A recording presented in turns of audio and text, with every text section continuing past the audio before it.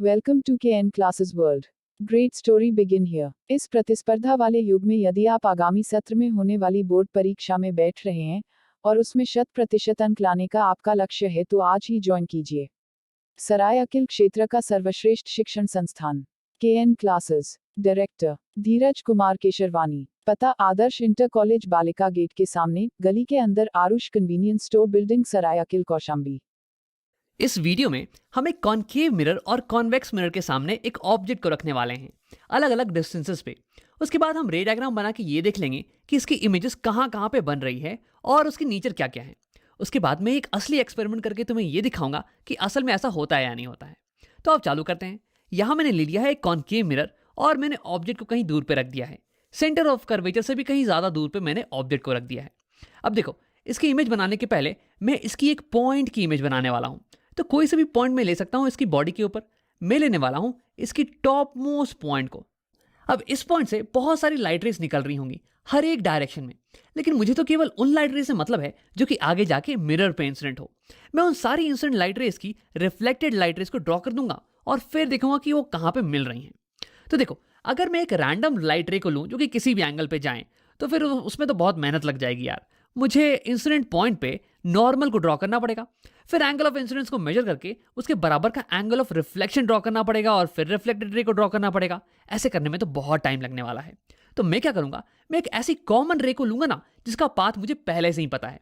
जैसे कि अगर मैं एक ऐसी लाइट रे लूं जो कि यहां से चल के जाए parallel to the principal axis और उसके बाद फिर मिरर पे इंसिडेंट हो, तो मुझे पता है कि ये लाइट रे रिफ्लेक्शन के बाद ये फोकस के थ्रू ही पास करने वाली है। ये रिफ्लेक्शन के बाद फोकस के थ्रू पास करेगी, यानी कि कोई भी लाइट रे जो कि पैरेलल जाए प्रिंसिपल एक्सिस के, वो रिफ्लेक्शन के बाद फोकस से ही पास करती है। ये देखो, मैंने एरो हेड भी बना दिया है। तो ये तो हो गया पहला लाइट रे। अब एक और लाइट रे ले लेते हैं। देखो, और भी बहुत सारी कॉमन लाइट रेस हैं। जैसे कि एक लाइट रे जो कि फोकस से जाएगी वो पैरेलली रिफ्लेक्ट करने वाली है, और एक जो कि सेंटर ऑफ कर्वेचर से जाएगी वो अपने पाथ को रिट्रेस करने वाली है। अब देखो, एक और कॉमन रे हो गई जो कि इस पॉइंट से चल के जाए और हमारे पोल पे इंसिडेंट हो, कुछ ऐसी रे। अब देखो, इसकी खास बात यह है ना कि हमारी प्रिंसिपल एक्सिस ये पोल के थ्रू ही पास करती है, और ये प्रिंसिपल एक्सिस ये मिरर पे नॉर्मल है, परपेंडिकुलर है। यानी कि इस केस में ये हो गया इंसिडेंट रे, ये हो गई नॉर्मल जो कि पहले से ड्रॉ की हुई है। तो यानी कि मुझे आसानी से दिख रहा है कि इन दोनों के बीच में ये इंसिडेंट एंगल ये होने वाला है। तो इसी का अंदाज रख के मैं रिफ्लेक्टेड रे को ड्रॉ कर देने वाला हूं, और ये मैंने ड्रॉ कर रखा है रिफ्लेक्टेड रे। अब देखो, ये रिफ्लेक्टेड रे और ये रिफ्लेक्टेड रे ये दोनों ही यहां पे इंटरसेक्ट करने वाले हैं। और इंटरेस्टिंग चीज ये है ना कि अगर मैं इस पॉइंट से बहुत सारी रेस को निकालूं तो ये सारी रेस रिफ्लेक्ट करने के बाद इसी पॉइंट के थ्रू पास करने वाले हैं। देखो, कुछ ऐसे। ये मैंने पहले से ही बना के रखा हुआ है। तो इसका मतलब कि इस पॉइंट से निकलने वाली सारी रेस ये इस पॉइंट पे फोकस्ड हो जा रही हैं। यानी कि इस पॉइंट की एक शार्प इमेज मुझे मिलने वाली है इस पॉइंट पे। अगर मैं यहाँ पे एक स्क्रीन को रख दूं तो ये हो गई मेरी स्क्रीन। अब अगर इसे मैं यहाँ पे रख दूं एकदम इंटरसेक्शन पॉइंट पे, तो देखो, इस पॉइंट की एक शार्प इमेज मिलने वाली है बिल्कुल स्क्रीन के ऊपर। लेकिन अगर ये स्क्रीन थोड़ी सी भी आगे हो जाए ना, यहाँ पे मान लो, तो देखो, इस पॉइंट से निकलने वाली सारी रेस ये अब इतने बड़े से एरिया में फैल गई हैं। तो मुझे एक धुंधली इमेज मिलने वाली है यहाँ पे, एक ब्लर्ड इमेज। और सिमिलरली अगर मैं स्क्रीन को थोड़ा पीछे रख देता ना तो भी मुझे एक धुंधली इमेज मिलती। तो यानी कि शार्प इमेज हमें तभी मिलेगी जब हम स्क्रीन को इंटरसेक्शन पॉइंट पे रखेंगे। अब देखो, ऑब्जेक्ट के टॉप मोस्ट पॉइंट की इमेज बन गई यहाँ पे, इस पॉइंट पे जहाँ पे सारी रेस इंटरसेक्ट कर रही हैं। अब इस पॉइंट का पता लगाने के लिए मुझे सारी रेस को ड्रॉ करना पड़ेगा, लेकिन ये जरूरी नहीं है यार, क्योंकि सारी रेस एक ही पॉइंट पे इंटरसेक्ट कर रही है ना। तो इसलिए मैं कोई भी दो रे को ड्रॉ कर लूंगा और ये देख लूंगा कि वो दोनों कहाँ पे इंटरसेक्ट कर रही हैं, वहीं पे बाकी सारी रेस भी इंटरसेक्ट करने वाली हैं। तो यहीं पे बन जाएगा इस टॉप मोस्ट पॉइंट का इमेज। अब देखो, ये तो हो गया बस एक पॉइंट का इमेज। अब ऐसे ही करके मैं सारी पॉइंट्स का इमेज बना देने वाला हूँ। अब इसके नीचे कोई पॉइंट होगी यहाँ पे, उसका भी इमेज मैं वैसे ही बनाऊंगा। तो उसका इमेज बिल्कुल इस इंटरसेक्शन पॉइंट के यहाँ ऊपर यहाँ पे बनने वाला है, ऐसे कहीं। हाँ, ये था टॉप मोस्ट पॉइंट का इमेज और ये उसके नीचे वाले पॉइंट का इमेज। अब सिमिलरली करते करते मैं हर एक पॉइंट का इमेज बना देने वाला हूँ। और ये जो बॉटम मोस्ट पॉइंट है ना, जो कि प्रिंसिपल एक्सिस के ऊपर है, इसकी इमेज बनने वाली है बिल्कुल इसके नीचे प्रिंसिपल एक्सिस के ऊपर, ऐसे। और फाइनली हमारी इमेज, इन सारे पॉइंट्स को हम कनेक्ट कर देंगे तो हमारी इमेज ये कुछ ऐसी आ जाने वाली है। अब आओ इमेज के कुछ नेचर के बारे में बात कर लेते हैं। जब हमने ऑब्जेक्ट को सेंटर ऑफ कर्वेचर के बियॉन्ड प्लेस किया, यानी कहीं दूर पे, तो हमारी इमेज बन रही थी फोकस और सेंटर ऑफ कर्वेचर के बीच में, यहाँ पे। अब देखो, हमारी ऑब्जेक्ट ये थोड़ी बड़ी है साइज में और हमारी इमेज ये थोड़ी छोटी है, तो यानी कि हम कहेंगे कि हमारी इमेज डिमिनिश्ड है। और तीसरी बात ये कि हमारी ऑब्जेक्ट ये ऊपर खड़ी है और हमारी इमेज ये उल्टी खड़ी है नीचे, तो यानी कि हम इसे कहेंगे कि हमारी इमेज इन्वर्टेड है। और देखो, क्योंकि ये जो इमेज है ना, ये एक्चुअल इंटरसेक्शन ऑफ रेस के कारण बन रही है, तो इसलिए हम कहेंगे कि हमारी इमेज ये रियल इमेज है। अब अगर मैं यहाँ पे स्क्रीन को लगा दूं तो हमारी इमेज ये स्क्रीन के ऊपर बनने वाली है, और जो भी इमेजेस स्क्रीन के ऊपर बनती हैं उन्हें हम रियल इमेजेस बोलते हैं। अब यही दिखाने के लिए मेरे पास एक छोटा सा एक्सपेरिमेंट है।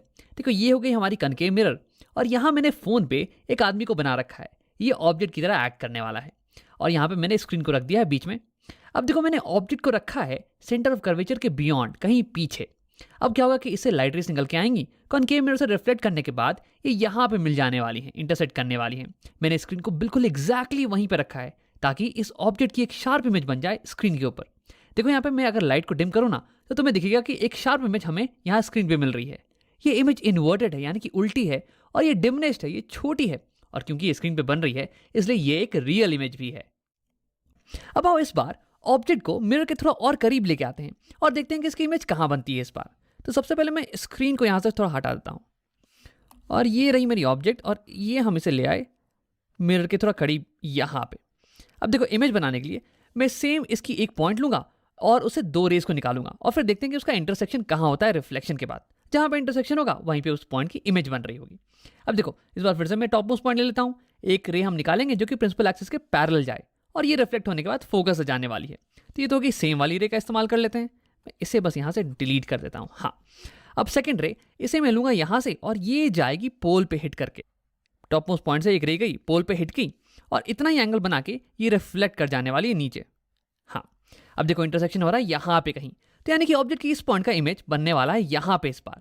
अब वैसे ही करके मैं और सारी अगर पॉइंट्स लूँ इसके नीचे, तो उन सबकी इमेज बन जाएगी इसके नीचे ऐसे ऐसे करके। तो यानी कि इमेज इस बार ये थोड़ा और पीछे खसक गया है, मिरर से थोड़ा और दूर चला गया है। यानी कि जैसे जैसे ऑब्जेक्ट पास आएगी ना ये मिरर के, वैसे वैसे इमेज ये दूर जाने वाली है। और एक और नजरिया ये भी है कि जैसे जैसे ऑब्जेक्ट सेंटर ऑफ कर्वेचर के पास आ रही है ना, वैसे वैसे इमेज ये भी सेंटर ऑफ कर्वेचर के पास जा रही है। अब इसे घसका देते हैं थोड़ा, ये इमेज यहाँ बनने वाली है। और हाँ, ये अभी भी इन्वर्टेड है। और दूसरी चीज़ तुम्हें ये दिख रही होगी कि इमेज ये थोड़ी सी बड़ी हो गई है इस बार। तो जैसे जैसे ऑब्जेक्ट पास आ रहा है सेंटर ऑफ कर्वेचर के, वैसे वैसे इमेज ये भी पास आ रही है सेंटर ऑफ कर्वेचर के, और थोड़ी थोड़ी बड़ी होती जा रही है। लेकिन अभी भी ये ऑब्जेक्ट के साइज से तो छोटी है। और देखो, क्योंकि यहाँ पे असली में इंटरसेक्शन हो रहा है, इसलिए हम इसको बना सकते हैं एक स्क्रीन पे। अगर मैं यहाँ पे स्क्रीन रख दूं तो यहाँ पे ये इमेज स्क्रीन पे बन जाने वाली है, और इसलिए मैं कहूँगा कि ये इमेज ये एक रियल इमेज है। अब देखो, एक्सपेरिमेंट में भी हमें सेम चीज़ देखने को मिलता है। जैसे जैसे मैं ऑब्जेक्ट को पास लेके आ रहा हूँ मिरर के, वैसे वैसे इमेज ये पीछे खिसकती चली जा रही है। और हाँ, इमेज की साइज ये धीरे धीरे बड़ी होती चली जा रही है। अब आप ऑब्जेक्ट को मिरर के थोड़ा और करीब लेके आते हैं, इसे मैं सेंटर ऑफ कर्वेचर के ऊपर ही रख देने वाला हूँ। तो इस बार इसके टॉप मोस्ट पॉइंट का इंटरसेक्शन बिल्कुल सेंटर ऑफ कर्वेचर के नीचे ही होने वाला है, और हमारी इमेज ये बिल्कुल सेंटर ऑफ कर्वेचर के नीचे ही बनने वाली है। और इस पर खास बात ये है ना कि हमारी इमेज की साइज ये बिल्कुल ही सेम होने वाली है ऑब्जेक्ट के साइज के बराबर। हमारी इमेज अभी भी इन्वर्टेड है, ये अभी भी रियल है, और ये इस बार सेम साइज की है एज ऑब्जेक्ट साइज। देखो, यहाँ एक्सपेरिमेंट में भी मैंने ऑब्जेक्ट को एक्जैक्टली सेंटर ऑफ कर्वेचर के ऊपर रखा है और स्क्रीन को बिल्कुल उसके नीचे, और तुम्हें दिख रहा होगा कि ऑब्जेक्ट और इमेज इन दोनों के साइज एकदम बराबर है।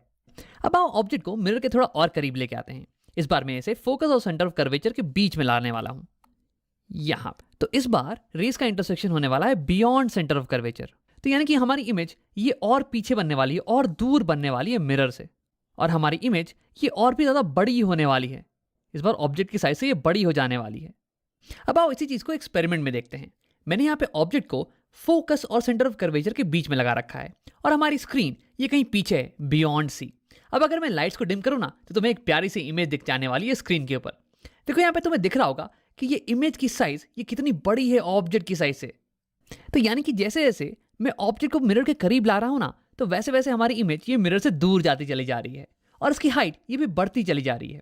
तो अब इस बार ऑब्जेक्ट को हम फोकस पे ही रख देते हैं। तो इस बार क्या होगा कि रिफ्लेक्टेड रेस ये रिफ्लेक्ट करने के बाद पैरेलल जाने वाली है एक दूसरे के, कुछ ऐसे। तो देखो, पैरेलल रेस ये तो कहीं पे इंटरसेक्ट करने वाली है नहीं, और अगर इंटरसेक्शन नहीं हुआ तो इसका मतलब इमेज नहीं बनने वाली है। तो यानी कि जब ऑब्जेक्ट फोकस पे रखी जाती है तो इमेज उसकी बिल्कुल नहीं बनती है। या फिर देखो, मैथ में हम ये कहते हैं कि पैरेलल लाइंस ये कहीं इन्फिनिटी पे जाके मिलती हैं। तो हम ये कह सकते हैं कि जब ऑब्जेक्ट फोकस पे हो तो या तो उसकी कोई इमेज नहीं बनेगी, या तो उसकी इमेज इन्फिनिटी पे बनने वाली है। तो चलो ऑब्जेक्ट को थोड़ा और करीब लाते हैं मिरर के। इस बार मैं ऑब्जेक्ट को पोल और फोकस के बीच में रख देने वाला हूं, कहीं यहां पे। तो इस बार जो टॉप मोस्ट पॉइंट से रेस निकलेंगी ना, वो रिफ्लेक्ट होने के बाद डाइवर्ज करने वाली हैं, कुछ ऐसे देखो। तो इस केस में ये दोनों रिफ्लेक्टेड रेस एक दूसरे से दूर जा रही हैं, यानी कि ये आगे जाके एक पॉइंट पे इंटरसेक्ट नहीं करने वाली हैं, एक पॉइंट पर नहीं मिलने वाली हैं। तो इसका मतलब ये हो गया कि इस केस में मुझे कोई भी रियल इमेज नहीं मिलने वाली है। और ऐसा इसलिए क्योंकि इस केस में रिफ्लेक्टेड रेस ये एक पॉइंट पे फोकस नहीं हो सकती हैं, इन्हें मैं स्क्रीन के ऊपर फोकस नहीं करवा सकता हूं, तो यानी कि कोई भी रियल इमेज नहीं मिलने वाली है।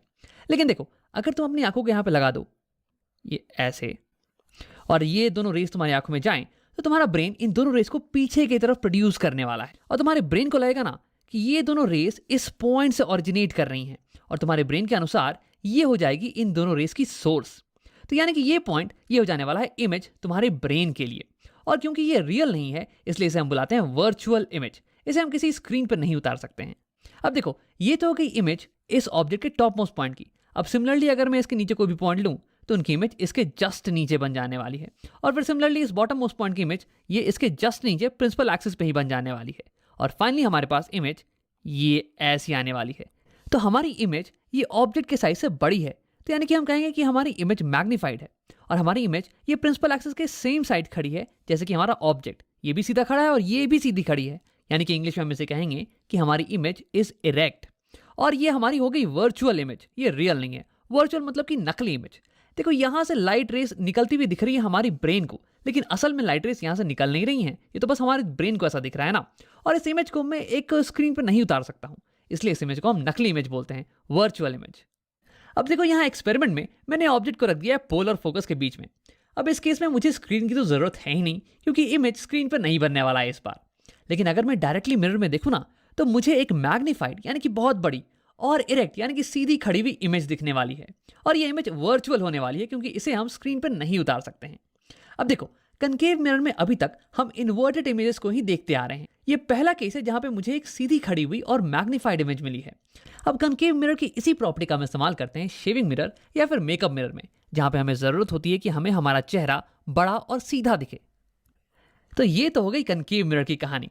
अभी तक हमने कुछ इंपॉर्टेंट चीजें ये देखी कि नंबर 1, जब भी ऑब्जेक्ट फोकस से दूर हो तो हमें रियल इमेजेस मिलती हैं, और जब भी ये फोकस के अंदर हो तो हमें वर्चुअल इमेजेस मिलती हैं। नंबर 2, जब भी हमें रियल इमेजेस मिले ना, तो वो इन्वर्टेड होने वाली है, उल्टी खड़ी होने वाली हैं, और वर्चुअल इमेजेस ये सीधी खड़ी होने वाली है, इरेक्ट होने वाली हैं। और नंबर 3, ऑब्जेक्ट जितना पास होगा फोकस के, इमेज उतनी ही ज्यादा बड़ी होने वाली है। अब आओ जल्दी से कॉन्वेक्स मिरर की भी बात कर लेते हैं। तो मैं इसे हटा देता हूं, कनकेव को, और ये आ गया मेरा कॉन्वेक्स मिरर। देखो, कॉन्वेक्स मिरर ये बाहर की तरफ उभरा हुआ होता है, यानी कि इसकी रिफ्लेक्टिंग साइड अब ये वाली साइड होने वाली है।